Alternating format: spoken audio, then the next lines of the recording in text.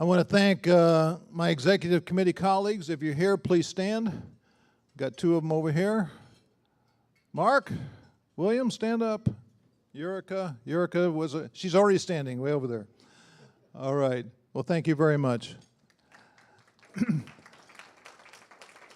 every I don't know, every 3 or 4 months there's a teleconference for all of the section leaders for large and moderately sized sections, and I just say I'm lucky because there's so many, in a big section you have so many people that help you.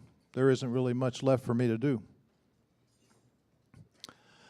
I want to announce the networking lunches. Is Yogan Kong here tonight? Nope, okay. Yogan is, I met him in New Orleans. To my knowledge, he's relatively new to the section, and he has raised his hand and he wants to help. He is actually running, managing the Pipeline Grill, our third Friday networking lunch, and he's going to speak there on the 17th. As a point. He now works as a junior consultant at Lloyd's Register, ports corrosion, and the on the e-blast list, so we can get you the link. There's the link there, but I know it's hard to write down right now, so let me know if you'd like any more information. I appreciate it. Thank you, guys, and thank you, Tom. Thank you, Emily. And you don't have to be young to go to their happy hour. That's correct. Okay. Everybody is young here. Oh, everybody. Yes, everyone is young. Yes. You have to be young at heart to go. So I put this up every month. We do need volunteers. Although we do have some volunteers, this is a continuing need. I'm just going to wrap this around here. Get more length here.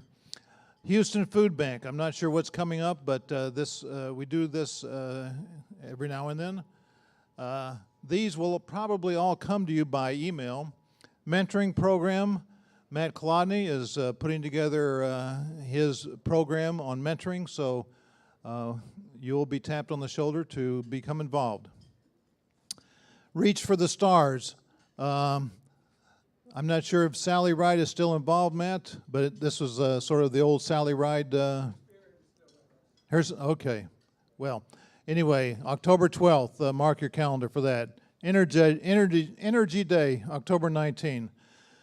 Registration table greeters, we can always use help. Yurika, although she has boundless amounts of energy, she could use a committee and maybe take a night off sometime. STS newsletter. Thank you, Dave.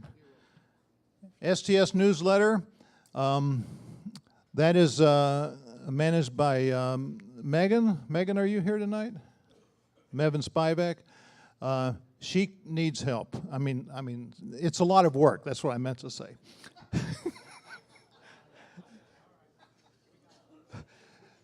Please, if you the certificate.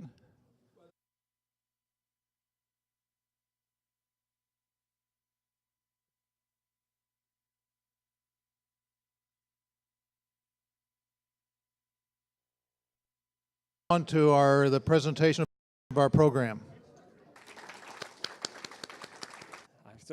I always say I'm 6 foot, but my wife always says I'm not even close to that. So anyway, the work that I do is mainly focused on the clean energy side. So we look a lot on kind of decarbonization of the grid, the energy transition that has been discussed quite a bit. And a lot of it that we focus on is on the deployment of distributed energy resources. So what I'm going to be talking about today, the development of microgrids, trying to better understand how we can improve the resilience of our power systems.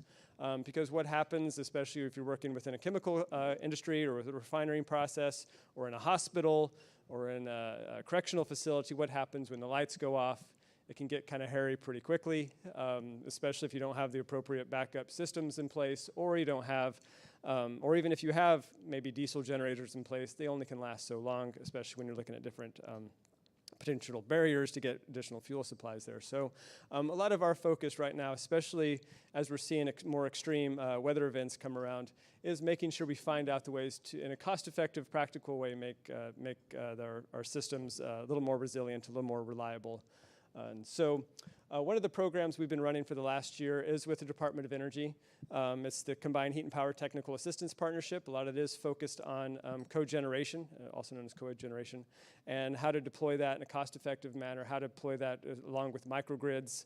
And anyone know what microgrids are can kind of... That's not a microgrid.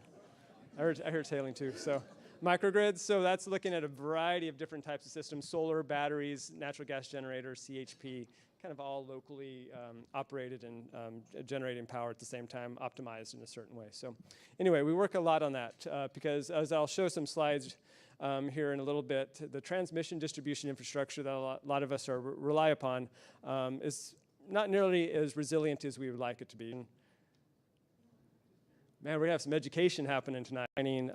Companies there's some significant concern about the capacity of the transmission distribution lines through there right now. And so you are starting to see a growing uptake of companies looking at on-site generation resources in order to mitigate the risk around that. And you look at the actual number of installs that have happened. 851 that have happened. On the capacity side, of course, we still see a lot of the big chemical, food processing, pulp and paper refining put it in, but canted rock, and actually extreme weather events, physical cyber attacks, power systems like transmission distribution failures, and then other just kind of load shedding problems that are out there. So the 1,185 was the extreme weather natural disaster events. 890 of those were squirrels, believe it or not. No, I'm kidding. It wasn't squirrels. Squirrels are actually one of the largest causes, though, of a lot of disturbance.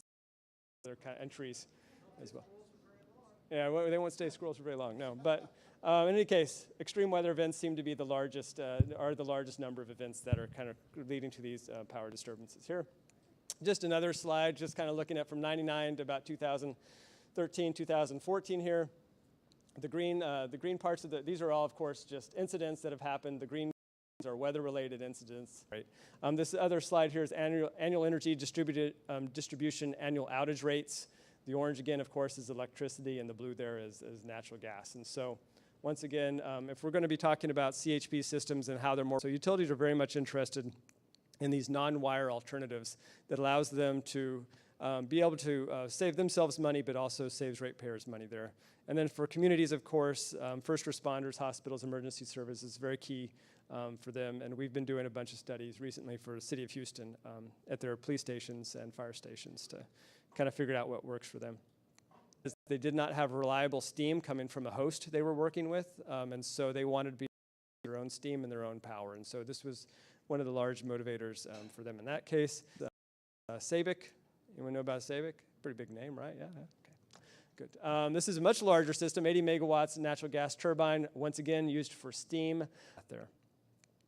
Run through this real in there to look at our rate of return and et cetera. So that's what I had, Tom. And any questions? Thank you, Gavin. Do that? Thank you. So we have time for some questions. Let me get over to you, Larry. What's the criteria for determining the qualification to apply for these? I can hear you. It's kind of a funky sound, but yeah, I can hear you. For qualifying for these assistance, the free assistance. There is essentially coming to us and saying, hey, we would like some assistance for this. So this is all no-cost funded program that we do. So essentially, if you have, we work a lot with facility managers, plant managers, energy managers, a variety of folks, and they come to us and say, we're redeveloping a site or we're building a new site. We would like to see if CHP or a microgrid would work here, and then we kind of start working from that point. Can a grocery store apply, or do you have a cutoff? No, absolutely. We'd love if grocery stores applied. We work across all sorts of market sectors on this.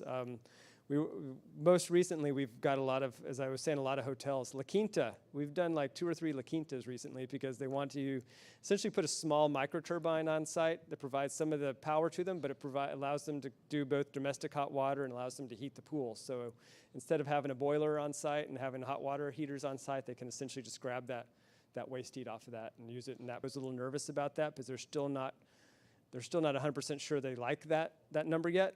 And so still it's very much the economics. And what we look at is the spark spread on that. So we look at the difference between electricity and natural gas prices. And in markets where you have pretty few 20 megawatts and large Like I say, if grid support services. So there's still a lot of around that piece. Thank you, Gavin, for an excellent presentation.